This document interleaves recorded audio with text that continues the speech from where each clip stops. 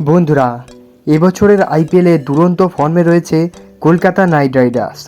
তবে গত ম্যাচটি রাজস্থানের কাছে একটুর জন্য হেরে বসে কলকাতা। তাই পরবর্তী ম্যাচে কামব্যাক করার জন্য মুখিয়ে আছে গৌতম গম্ভীরের কেকেআর। আর পরবর্তী ম্যাচটি রয়েছে রয়্যাল চ্যালেঞ্জার্স ব্যাঙ্গালোরের বিরুদ্ধে, তাও আবার আগামীকাল দুপুর 2টো থেকে। আর ব্যাঙ্গালোরের বিরুদ্ধে কলকাতার রেকর্ড তো বেশ নজরকাড়া, এবং প্রথম লেগে ফার্স্ট ম্যাচে কলকাতা নাইট রাইডার্স আরসিবিকে একেবারে একতরফাভাবে হারিয়ে দিয়েছিল। এবার আবার আরসিবির বিরুদ্ধে ম্যাচটি রয়েছে, এবং কলকাতা নাইট রাইডার্সের দুরন্ত ফর্মে থাকা ব্যাটসম্যানগুলি আরসিবির বিরুদ্ধে কামব্যাক করতে চাইছে। তবে কলকাতা নাইট রাইডার্সের শিবিরে মাথা ব্যথার কারণ হয়ে উঠছে মিচেল স্টার্কের ফর্ম। বর্তমানে মিচেল স্টার্কের যা পরিসংখ্যান তা যে কোনো একটি নর্মাল বোলারের থেকেও জঘন্য।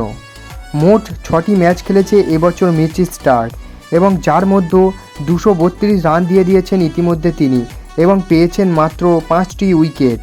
এছাড়াও স্টার্কের ইকোনমি রেট রয়েছে 10.55, এবং তার সেরা বোলিং ফিগার 28 রান দিয়ে 3টি উইকেট নিয়েছিল, এবং একটি ম্যাচ ছাড়া বাকি সমস্ত ক্ষেত্রেই ফ্লপ হয়ে গিয়েছেন তিনি।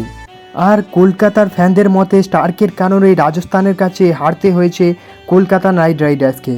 তাই তার বদলি হিসাবে কলকাতা নাইট রাইডার্স অন্য কোনো প্লেয়ারকে আরসিবির বিরুদ্ধে চাইছে। বন্ধুরা, এই ভিডিওতে আমরা দেখে নেব যে আরসিবির বিরুদ্ধে কি সত্যিই অন্য কোনো নতুন প্লেয়ার মিচেল স্টার্কের পরিবর্তে খেলতে নামছে।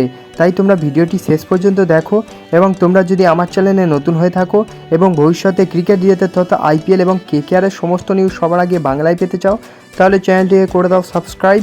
এবং তোমরা যদি কেকেআরকে মন থেকে ভালোবেসে থাকো, তাহলে ভিডিওটিকে অবশ্যই করে দাও একটা লাইক। চলো ভিডিওতে আগে যাওয়া যাক। আইপিএল শুরুর আগে রেকর্ড অর্থ খরচা করে কলকাতা নাইট রাইডার্স দলে সামিল করেছিল মিচেল স্টার্ককে। এমনকি মেন্টর গৌতম গম্ভীর জানিয়েছিল যে দলের মুখ্য খেলোয়াড়দের তালিকায় খুবই গুরুত্বপূর্ণ স্থান রয়েছে স্টার্কের। কিন্তু বাস্তবচিত্র বলছে উল্টো কথা। দলের এক্স ফ্যাক্টর তো বাদই গেল, সাধারণ মানের বোলার হয়ে উঠেছেন মিচেল স্টার্ক, এবং এখনও পর্যন্ত একটি ম্যাচ ছাড়া কোনো ম্যাচে সেইভাবে পারফরমেন্স দিতেই পারেনি। আর কেকেআর ফ্যানদের মতে রাজস্থানের বিরুদ্ধে স্টার্কের জন্য ম্যাচটি হেরেছে কেকেআর। উল্লেখ্য, রাজস্থানের বিরুদ্ধে ম্যাচে 4 ওভারে কোনো উইকেট ছাড়াই 50 রান দিয়ে দিয়েছিলেন স্টার্ক। আর তাই স্বাভাবিকভাবেই তাকে বসিয়ে অন্য কোনো খেলোয়াড়দের নিয়ে দাবি জানাচ্ছে ফ্যানরা। কলকাতা টিম ম্যানেজমেন্ট খুশি নয় স্টার্কের পারফরমেন্সে।